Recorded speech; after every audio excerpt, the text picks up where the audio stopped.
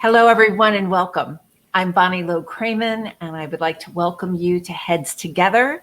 It is Wednesday, May 12th, 2021. Hello, Jennifer Wilner. Hello, Bonnie. So here we are. Today's topic is communication, which is a big, gigantic topic, but it is one that is deserving of some attention. And before we launch in, we've got a wonderful guest today to talk about communication. And I want to welcome Cheryl to the show. Hello, Cheryl, and welcome to all of our viewers and listeners from all over the world. We're very happy to have you with us for this conversation with our terrific guest speaker. Hey, Carol Cazzolo, we're stalking each other, Carol. Good to see you. We were together on our on-demand meeting. So, last week I dedicated the show to Olympia Dukakis, my former employer. And, I've been challenged with communication this last couple of weeks because first of all, to have someone close to you pass away, I feel certain everybody on this call can relate. Mm-hmm. But what I wasn't prepared for was the literally 600 messages that I received between emails and LinkedIn messages and Facebook and Instagram. And what Olympia Dukakis taught me when we worked together is that every single person who reached out deserved a response. And I agree with that. It was something I was taught that Olympia and I agreed on, but that is a lot of time and emotional capital, right? Yeah. So I myself have been challenged with communication lately. Through this pandemic, I don't really care who you are. You can be the best communicator ever. I do believe that the last year, the pandemic has challenged most everyone I know. It's been interesting. Jen, what have you experienced when it's come to this thing going off, like text messages, like bonkers, and text messages from every platform? Not me so much, though. No. That's not my preferred. No, it's not. You're not. No. So what do you do? What do you do with all of that? So if the texts if they get past like 3 and I feel like they're going to start wanting to have the conversation keep going, I just say either I pick up the phone and call them, or if I don't have their number, say, let's turn this into a phone call. I think that would be much more efficient use of our time. Yeah. Because you miss so much in text. You miss voice inflections and lots. Which is why video is so useful, right? Absolutely. But, I have to admit it throws me a bit when I'm on a Zoom call and most everybody has webcams on, but some people, for whatever reason, and I'm sure for really good reasons, can't put it on or won't put it on. And it feels, we're not in a room together anymore. And so we're needing to build a bridge between people. Mm-hmm. And welcome to all of our viewers. Hi, Julie Kavanaugh, Debbie and Beth and Deborah. Great to see all of you. So happy you're here talking about communication. Jen, you and I were talking offline about the number of emails that we're all getting. I mean, it's just increased with the pandemic because we're not in a room together anymore with people. So people have to reach out some way. They're texting, they're emailing, and it's tiring. Yes? Yeah, it is. It is tiring. Yeah. But there's been something else that I've observed, and I want to ask our guest today about this. One thing I've really observed over this last year is that the anxiety, the stress, the impatience, that sometimes the responses to emails and text messages seem at a heightened level of emotion. I believe that these months have taken their toll on people's temperaments. And therefore, it's been requiring some patience, to take people with a grain of salt. Right. And that, as I said, even the best communicators are challenged during this time. So I'm really curious to know what Monique Hellstrom has to say about that, and how our viewers will weigh in. I'd like to welcome everyone into the show. And if you have questions and comments about this topic of communication, I welcome you. Monique welcomes you to include them in the chat. I would like to introduce our guest at this time, Jen. Monique Hellstrom calls herself, hello, Monique. Hi. She calls herself, let me just tell you a little bit about her. She calls herself an unlocker of human potential, which I love, Monique. I love that. We figured out that we've known each other since 2014. You've been to BTUA a number of times. We've shared the stage together at the forums and so many other stages. Mm-hmm. I've seen you unlock human potential. I mean, that's not just a public relations thing. This woman really does that.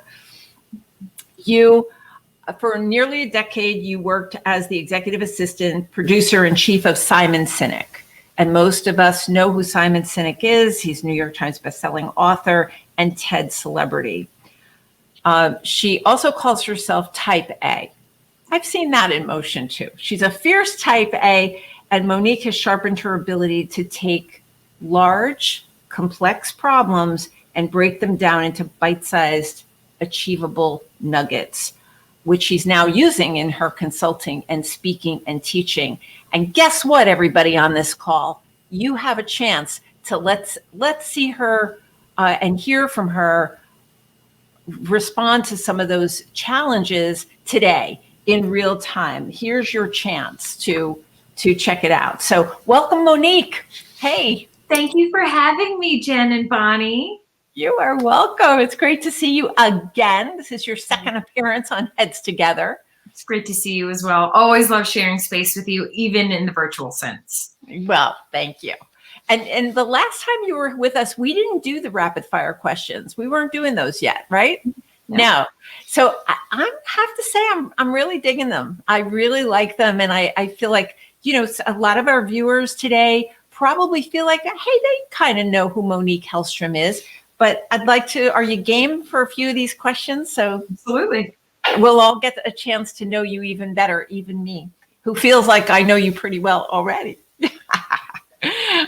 You've got a lot of fans in this audience today. Hi. All right, Monique, who's your favorite musical artist or group? Stevie Wonder. Okay. Favorite vacation spot? Costa Rica. I knew that one. Favorite dessert? Ooh, anything chocolate, probably a warm brownie with chocolate sauce and a hunk of vanilla ice cream. Oh, got it. Yeah. Now, wait, how many times have you been to Costa Rica? Ish. Like a number of times, right? 3 or 4, maybe. Yeah. So on a desert island, what's the one book you would choose to have with you if you can only have one? The Alchemist by Paulo Coelho. Love it. Favorite app on your phone? Spotify? Waze? Very practical. Favorite movie? I love underdog stories. I've always been a fan of like Braveheart and Gladiator kind of movies, but probably the one I can never turn off is Shawshank Redemption. Love. On any list of top, I'm a huge movie buff, and on any list of top movies of all time, that always shows up. It's got everything in it. It's genius movie. Genius, absolutely. Least favorite sound? Someone who doesn't blow their nose and just keeps sniffing and sniffing and sniffing and sniffing. Like on a plane? On a plane, sitting next to me, like just blow your nose. It's so much easier, isn't it? Yeah. Do you ever say, would you like a tissue? Oh, constantly. That's like the mom in me. Vicky Evans, who all of you know, she's famous for it. Like if someone on an airplane, she won't hate me for saying this.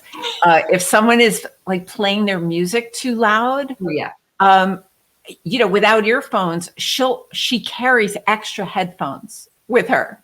So she'll say, "Would you like these?" Oh, I'm most certainly that person that tells you in a very kind way to turn your music down, or do you have to be speaking at that decibel, or do you need a tissue? Yeah, we have to set, and that's a communication thing, isn't it? It's about setting boundaries. Yeah. Right? Yeah. How you deliver. Communication issue that you just said it. The communication issue that makes you crazy. The overuse of sarcasm, especially when it's used to condescend or manipulate. Did you ever talk to someone who just almost everything out of their mouth is sarcastic or some sort of a joke, and you never know if they're actually asking you a question? Are they messing with you? Like that, to me, that's a stopper of communication. So do you find that more women or more men use that technique? Men. And do you have one of your go-to comebacks for when someone is overusing sarcasm? I've explained to people before that part of a conversation and part of communication is dialogue. It's the back and forth. It's learning and growing a conversation. I look at all conversations as a climbing wall. You're just trying to get more information and get higher and know more. And it's difficult to do it in that situation. So if we want to build on this conversation, I'd rather have it to a point where we can trust what the other person is saying. And then I don't actually have to identify if you're being serious or not and answer the question. So can we do one or the other? Yeah. Well, maybe we'll talk more about that because that's fascinating stuff. Yeah. And then one last question is, tell us one thing about you that people would never guess. Ooh. Probably my construction background, that I've flipped a bunch of houses and more than half of my garage is filled with power tools that I use often. And you know how to use them really well. I love it. Oh man, I love construction and flipping houses and working with my hands and. Yeah. Okay. All right. Well, I think everybody knows you just a little bit better. And that's part of the way we build bridges between people. That's one of the reasons I'm really liking to ask these kinds of questions of our guests, because as much as we know about people, there's still those details that can actually unlock something, don't they?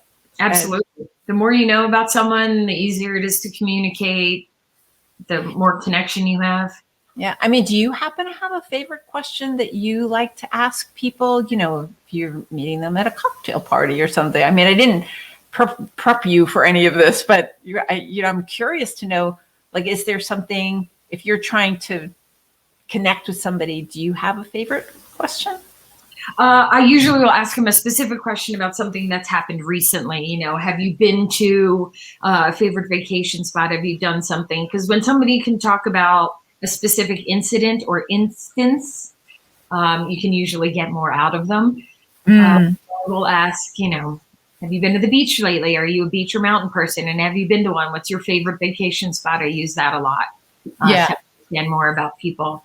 I always ask about personality and what's your personality style and things like that. Mm-hmm. Oh, that's interesting about, if they've taken, you're referencing like a personality test, like what are you on Strength Finders or those kinds of things. Yeah. Marion wants to know if you can help her build a barn door. Probably. Have you ever done one? Like the one I'm sure I could figure it out. Yeah. That's right. Let me ask you, Monique, and Jen's going to help us with questions from the community. Jen, I'm admitting to you, I haven't been really watching the chat at all.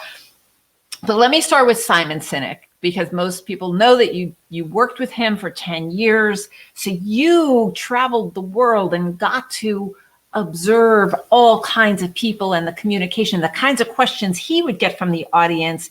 Tell us a little bit about that experience and and what you learned about communication. What are like a couple of nuggets that you took away from watching that? Because I mean, I know for me, watching Olympia from the stage, you kind of learn from through osmosis. But what would you say? I would say the biggest things I learned from him, oh, am I getting feedback? There we go, were not to be afraid of a pause. He was never afraid if there wasn't a question. And if he took space to answer a question, whether it was on stage or whether he was in a meeting with someone, we have this need these days to fill space. And that's where a lot of the speech disfluencies come through, the uhs and the ums and the likes and the whatnots, because we feel the need to fill every space. So he was so good at using that to his advantage and not making it an awkward situation. So that was it. And just about the power of feedback. I think before I worked with him, I, like most people, thought feedback was a negative and it was intimidating and it was hard to have that conversation. But through working with him and the amount of feedback and the way we gave each other feedback, the way the whole company gave each other feedback it was just different. And that truth doesn't have to be a negative. We make it a negative. So truth is just truth and feedback is just feedback. We put a story to it to make it negative or positive. Interesting. Did you ever have to watch him get a really awkward question from the audience and, learn how to deal with that? Oh, yeah. Oh, we had some doozies in our time for sure. And he was always gracious, always knew how to answer a question. He never skirted away from something or said he didn't want to answer it. But if he didn't want to answer it, he would answer around it and still get to the point without actually touching on the awkwardness. It was pretty amazing. Yeah. Huh. So what do you wish that you knew earlier in your career, maybe pre-Simon, that you use in your teaching now? Is there something we learn when we're young that, comes in so handy after we've had some experience? Not to sound like a broken record, but feedback, taking feedback and using it to grow myself, to build, to be a better version of myself. I think if I took in all of the feedback that I've gotten throughout my entire life, I would have had a bigger upswing in the success of my career because those people cared about me. That's why they gave me the feedback that they gave me, because they loved me and they wanted me to be a better version of myself. So I definitely wish I knew how to have critical conversations. I knew how to have confrontation and feedback conversations. I wish I knew how to do that early on and not take everything so personally and not get into fights. I'm over that. I'm over fighting with people. Like not physical fights, but verbal mostly. Just even family or friends or whomever you get into screaming matches with. And I certainly did in my day, and partners and whatnot. There's no need for it. There's ways to solve problems that don't have to be mean or hurtful. Yeah. Well, we've talked a lot about how this profession is 95 to 98% female, and females have a hard time with feedback. And how were you able to discern, when you were getting feedback, who really, where was, not all feedback is coming from a place of love and generosity. Is there any tip for making a judgment there? How do you now to answer the question differently now than I would have 15 years ago? I think all feedback can be used somehow. And even the feedback that you get that may not be constructive, that maybe I don't agree with, I don't see in myself, there's always something I can take from it. Whether it's, why did that person feel the need to say it to me? Was it about they have a story about me, or they have some issue with me, and maybe that's where I need to concentrate? Yeah. Interesting. Linda has a question about, and I don't know the answer. Did you assist Simon on the research for Leaders Eat Last? Were you with him then? I was with him, but I didn't do research. I'm not a researcher. That's Or my jam. We did have a wonderful researcher, but I was with him throughout the writing of that book. I was there. and you went on tour. Oh yeah. With it, right? Oh, yes. Yeah. Oh yes. So what about mistakes? We've had interesting conversations on this show about how hard it is to ride through mistakes. We've also had a lot of interesting conversations about the problem with saying no, that it's hard to say no. And I know those two things are different, but take your pick. Some advice there about how to handle beating ourselves up over tons of mistakes. Yeah. So it's a perception. It's all about how you perceive what a mistake means. If you perceive it that it means you're a failure as a human, that's a very different situation than something that's temporary and fleeting. Mistakes are not dead ends. Mistakes are a fork in the road sometimes. Sometimes it's teaching you whether you want to go left or right.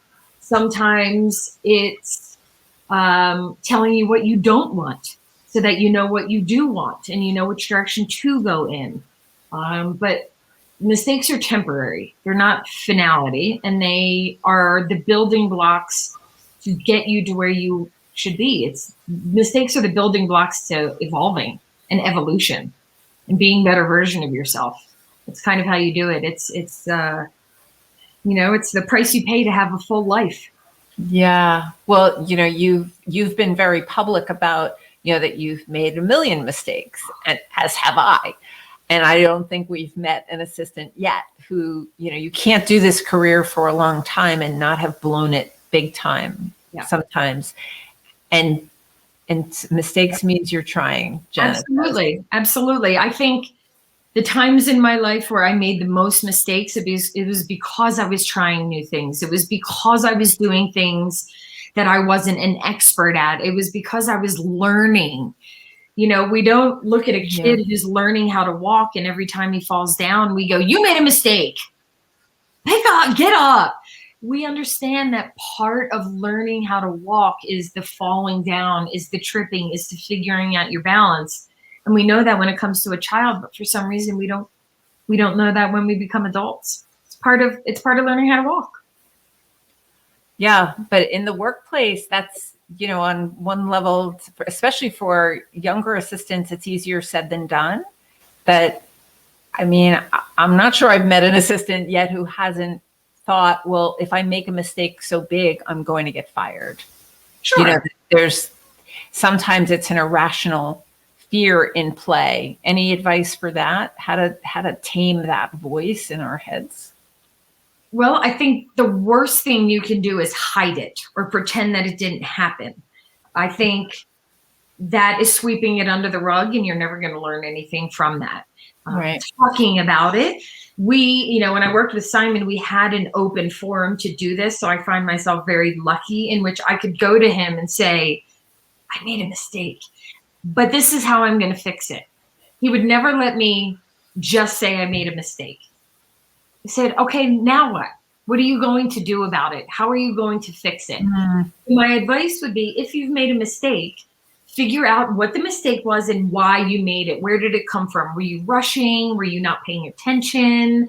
Was there something else on your mind? Are you distracted? Like, really get to the bottom of what happened so that you could fix that piece, and then figure out how you're going to fix it, and then go to your executive or your team or your subordinate or whoever it may be and say, this is what happened, and this is how I'm going to fix it.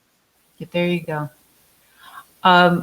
Now, you've launched a new online course recently, right? Congratulations. Thank you. Can you tell us about that? And I'm so excited that you're able to offer a discount to our listeners today. So tell us about this course that you've built. Yes, obviously about communication. It's my introduction to effective communication. And it basically stemmed from the questions that I've received as being a public speaker, the questions I've received over the last 5 years of speaking, the ones that I've been asked most in communication. So it's the 20 tips that I've come up with. They're all actionable. They are all something that you can do tomorrow. They're not theory or you can make it what you want. There's actionable tips within it, and you can learn as you go. You can, everyone tells me they picked up something from a different tip. Some people love this one or that one, and they never knew this, or they did know that. It's really, it's for everyone.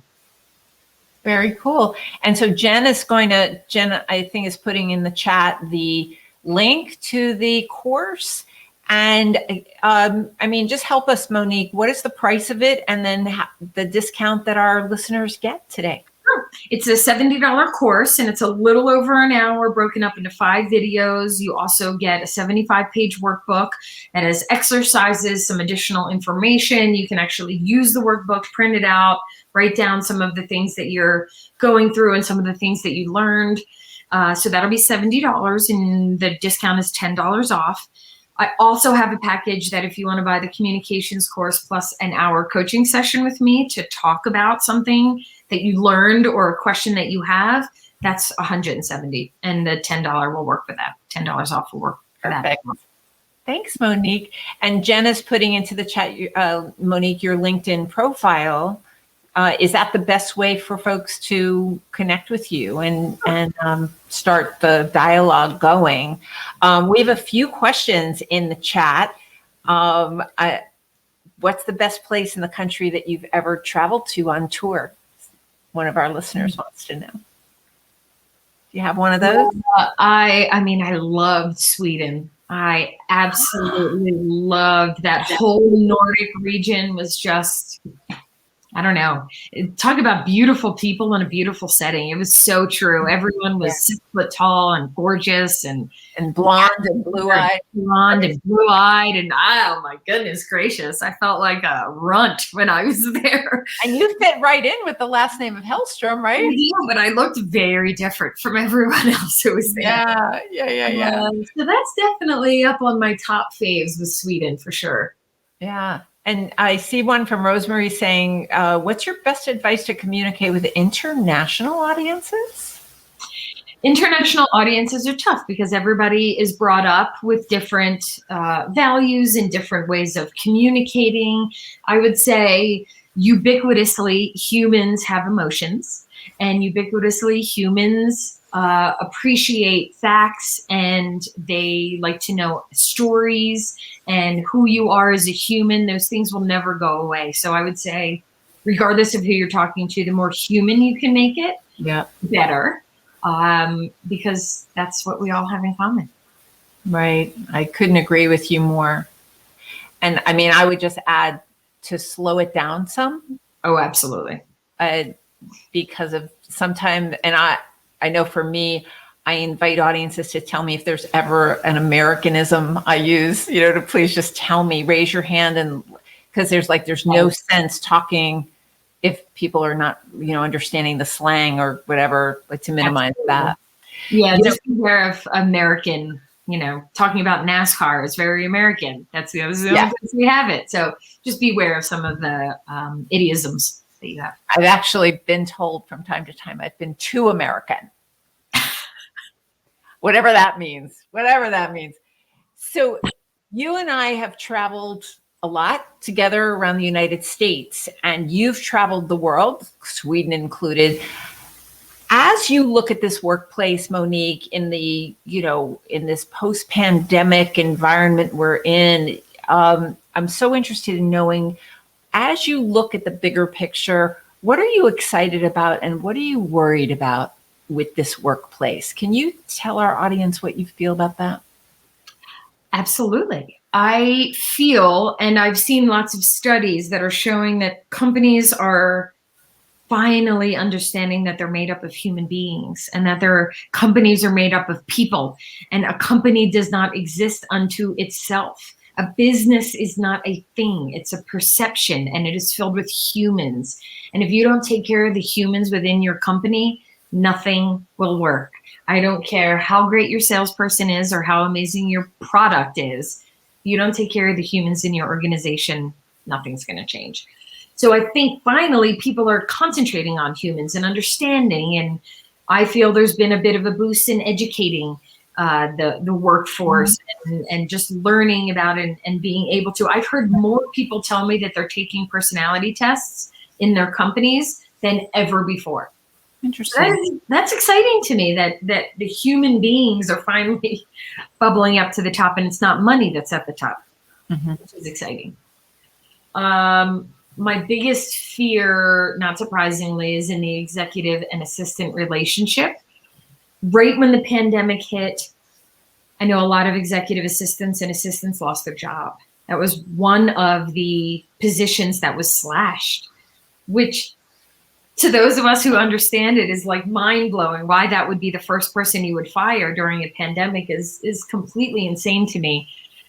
And now that the assistants are not sitting next to their executives and can't nail them down and can't be with them, my fear is that that partnership is going to continue to spread as opposed to coming more together and being a relationship, being symbiotic and complementary. I feel like that relationship is, unfortunately, the pandemic and being virtual has hurt that relationship. Yeah, the danger is to genuinely be invisible. Yes. Yeah. Yes, I've heard assistants. I have assistant clients who said, I haven't talked to my executive in 2 weeks. Oh, I don't know how you get anything done if you can't speak to your executive. Right, because you used to talk with Simon how often? Because you used to work virtually, right? Oh, I worked virtually the entire 10 years. Of course, we were on the road 200 days a year. So we were together a lot on airplanes. But when not, we would talk at least once or twice a day. Yeah, minimum. It's so necessary. So yeah, I would share your fear and what you are excited about. One of our viewers is talking about the Enneagram. What do you have a favorite personality test, Monique? I love StrengthsFinder. I'm a big fan of StrengthsFinder. I feel that test not only gives you insight into who you are, but it actually tells you some warning signs to look out for and where that could be a problem for you and how you could use it as a strength. And I appreciate that. I do love Enneagram. Enneagram is on the newer scale, or at least newer to the public eye, and I do enjoy that one as well. And honestly, I learn more about people through their love languages than almost anything. That's probably the first question that I ask people is their love language, because that blankets over everything else. Right. Oh, very good. Interesting. So, Jen, please put up any questions that I have missed and Monique can respond to. Monique, while Jen is doing that, I certainly would like to give you the opportunity for, any final thoughts or your favorite quote, your favorite book. What do you want to share with this audience that they can take away to be better communicators before they take your class? Well, I will wrap two of your answers into two questions into one answer. My favorite quote is Henry Ford. If you always do what you've always done, you'll always get what you've always got. And I wholeheartedly believe that there is no entity unto which will change on its own. If we always do the same thing, we are always going to get the same result. We have to change who we are as human beings for anything to change. I hear that all the time. Companies want to change. Businesses want to change. We want to be innovative and blah, blah, blah. But nobody inside the organization is willing to change. So you have to continue to turn the dial every day. I don't care what position you're in or how much money you make. Yeah. Oh my gosh. That's great advice. Monique, you always come to the room with some great pearls of wisdom. And actually, do you want to comment on that? No question. This is a pain point that is universal. Every country. How do we help assistants say no? Say no. I mean, it will depend on what they're saying no to, because you can answer that slightly differently. And I guess generally speaking, anything that we're coming from a place of honesty and care and curiosity and coming from a place of protecting ourselves and who we are and what our values are can never be argued with. It's a value that you have. So if you need to say no to something, first figure out why you're saying no. Is it because you just don't want to? Because that's not a good enough answer. Why are you saying no? What is underneath all of it? I will say that until my lips fall off. Always figure out what's underneath all of it.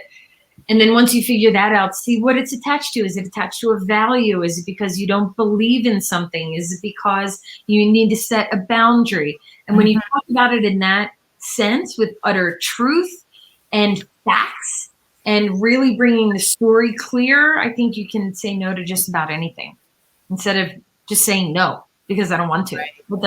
There's no context there.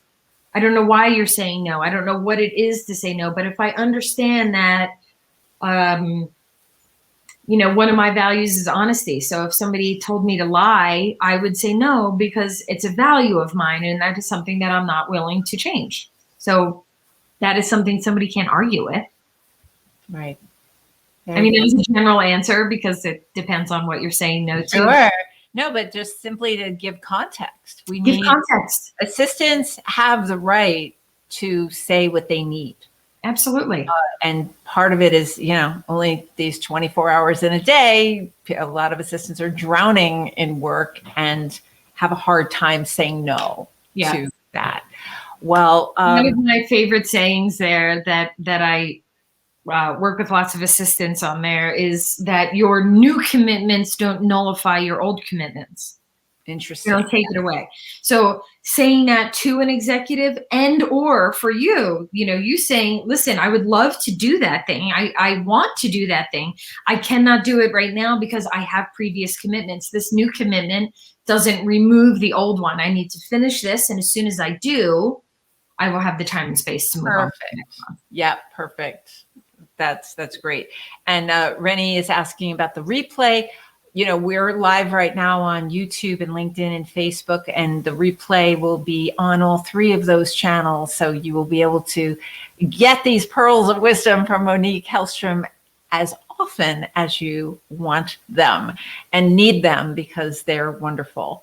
Monique, thank you so much for being here and for sharing, some great stuff. And there's so much more in her class and one-on-one training. I always look forward to sharing the stage with you and to offering the kind of professional development that matters in this workplace. So, there's lots of hot button subjects these days. And so I want to invite you, Monique, and everyone on this call to communicate with me, Bonnie, Low-Kramen.com. Go to the website. Let me know the burning issues that you want handled in this show, guests who should be with us. One of the subjects that's come up in this last week that we are going to tackle in this next month, for example, is understanding how the decision is made about why pay some assistants hourly versus some salary, the exempt versus non-exempt question. It's unbelievable what I have found out, and I'm bringing in an expert to explain that to this community. I'm open to your ideas and want to know what they are. There's certainly no lack of content when it comes to the burning issues in our workplace today. So I thank all of you for being here, for listening, for viewing, and for sharing the replay. Monique Hellstrom, I so admire you and respect your information and who you are. So thank you so much for being here today. Thank you so much. I so look forward to sharing a stage with you or a meal with you or a hug with you sometime very soon. I am so looking forward to seeing my people in person. Yeah, I think we're like, it's soon. It's going to be soon. We're really, really close. Here I am in Jersey. You're in Denver. I'm grateful to the technology. Jen Wilner, thank you so much for your help from behind the scenes. And we'll see you next week on Heads Together, 3 p.m. Eastern Time next Wednesday. See you next time. Bye, everybody. Bye.